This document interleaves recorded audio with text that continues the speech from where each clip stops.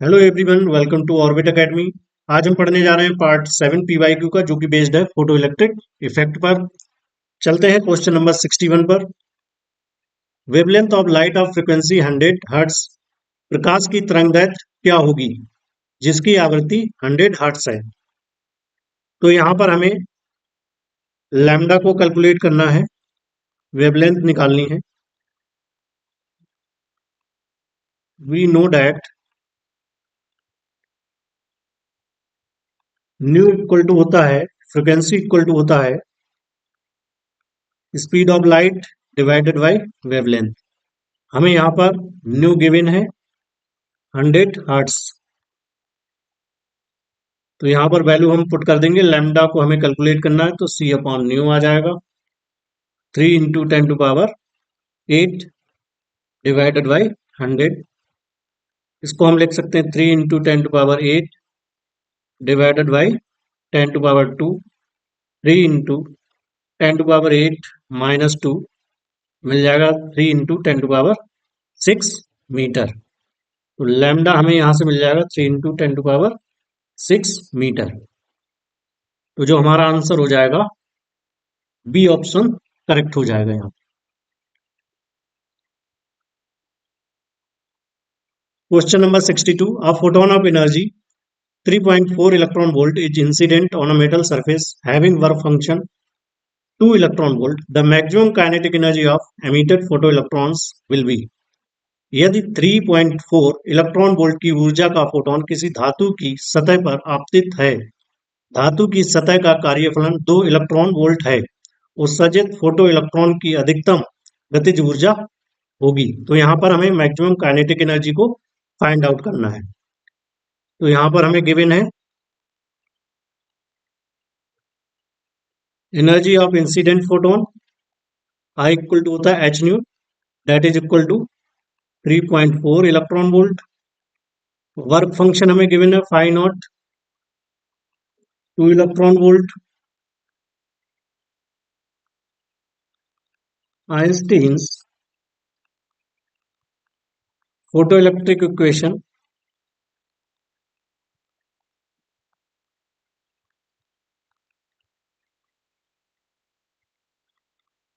के maximum equal to होता है E i minus phi naught.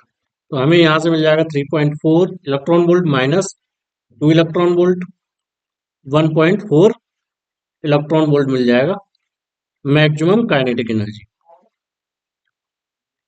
तो जो आंसर हो जाएगा हमारा 1.4 electron volt, option A correct होगा यहाँ पर।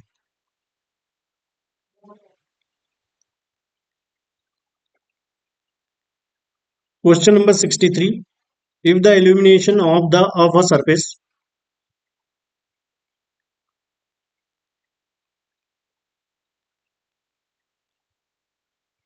Question number 63. If the illumination of a surface from a point source is to be reduced to 25%, the distance of the surface from the source must be।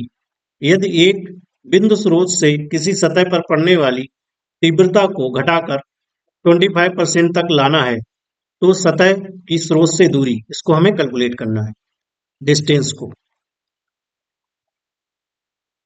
From inverse square law, जो illumination होता है that is directly proportional 1/r² के। तो यहां से हमें मिल जाता है formula E2/E1 equal to R1/R2 का स्क्वायर।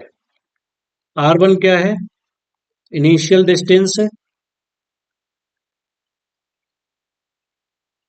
R2 है फाइनल डिस्टेंस।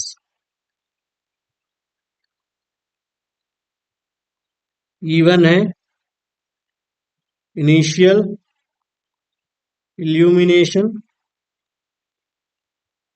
E2 है final illumination.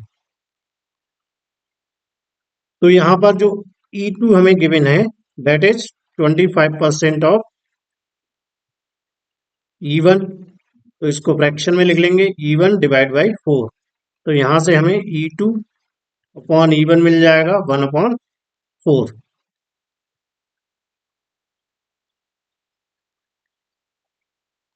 E2/E1 equal to R1/R2 का स्क्वायर 1/4, R1/R2 का स्क्वायर 1/2 का स्क्वायर, R1/R2 का स्क्वायर, स्क्वायर रूट लेंगे तो 1/2 मिल जाएगा, R1/R2।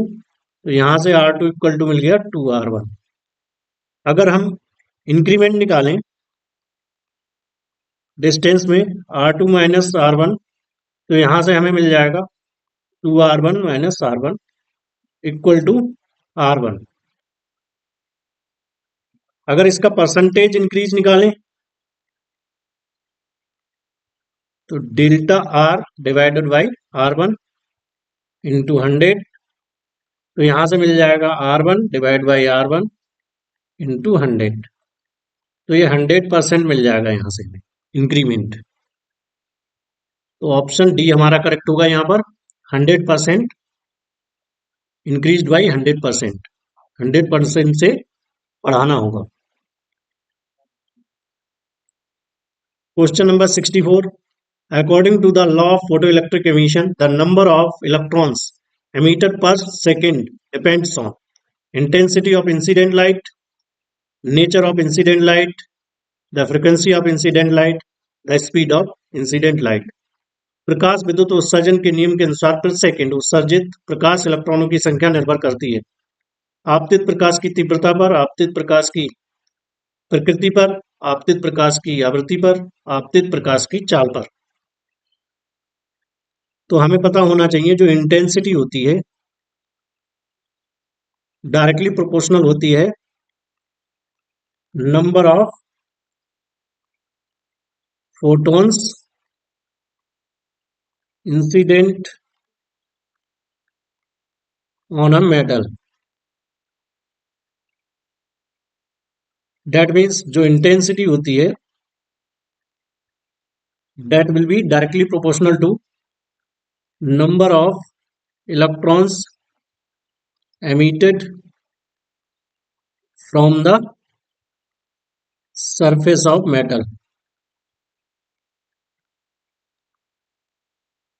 तो number of electrons emitted per second depends on intensity of the incident light, आपतित प्रकाश की तीव्रता पर। ऑप्शन ए करेक्ट होगा यहाँ पर।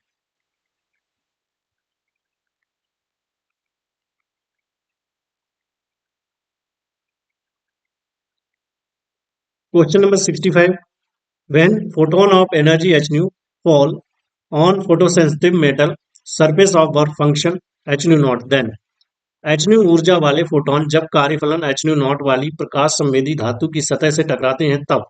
Option A, kinetic energy of all the electrons emitted is h nu minus h nu naught। उत्सर्जित समस्त इलेक्ट्रॉनों की गतिज ऊर्जा h nu minus h nu naught है। Option B, kinetic energy of the fastest emitted electron is h nu naught minus h nu। सबसे दूर गति से उत्सर्जित इलेक्ट्रॉन की गतिज ऊर्जा h nu naught minus h nu है। C, kinetic energy of the fastest emitted electron is h nu। सभी उत्सर्जित इलेक्ट्रॉनों की गतिज ऊर्जा h nu है। Kinetic energy of the fastest emitted electron is h nu naught। सभी उत्सर्जित इलेक्ट्रॉनों की गतिज ऊर्जा का मान h nu naught है। तो यहां पर हमें आइंस्टाइन्स फोटो इलेक्ट्रिक इक्वेशन का यूज करना है।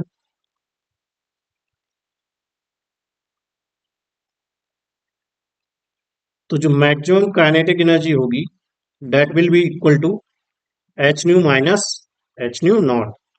तो यहां पर जो ऑप्शन होगा ए करेक्ट होगा हमारा। Okay,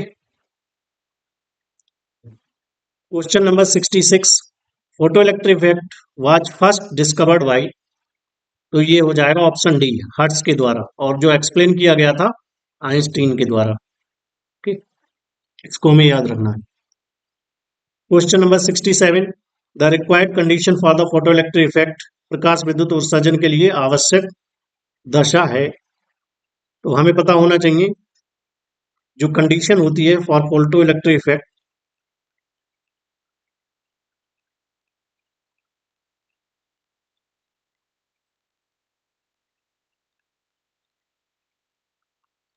new greater than equal to होना चाहिए न्यू नॉट के। ओके, तो इसको हम कर सकते हैं एच यहाँ पे मल्टीप्लाई कर देंगे एच यहाँ पर, यानी जो इंसिडेंट फोटोन की एनर्जी है that will be greater than and equal to work function of the metal. Work function, तो यहां पर जो कंडीशन हो जाएगी बी, ऑप्शन बी करेक्ट होगा। चलते हैं क्वेश्चन नंबर 68 पर। The work function of the metal is 1 electron volt, which radiation will cause photoelectric emission from the metal, from that metal. किसी धातु का कार्यफलन 1 इलेक्ट्रॉन वोल्ट है, इस धातु की सतह से कौन सा विकिरण प्रकाश विद्युत उत्सर्जन करेगा। तो ये अभी हमने पढ़ा था कि जो इंसिडेंट एनर्जी है that will be greater than and equal to work function. तो यहाँ पर हमें वर्क फंक्शन गिवन है 1 इलेक्ट्रॉन वोल्ट, तो जो ई है that will be greater than 1 electron volt. तो यहाँ पर जो ऑप्शन हो जाएगा हमारा सी, 2 इलेक्ट्रॉन वोल्ट।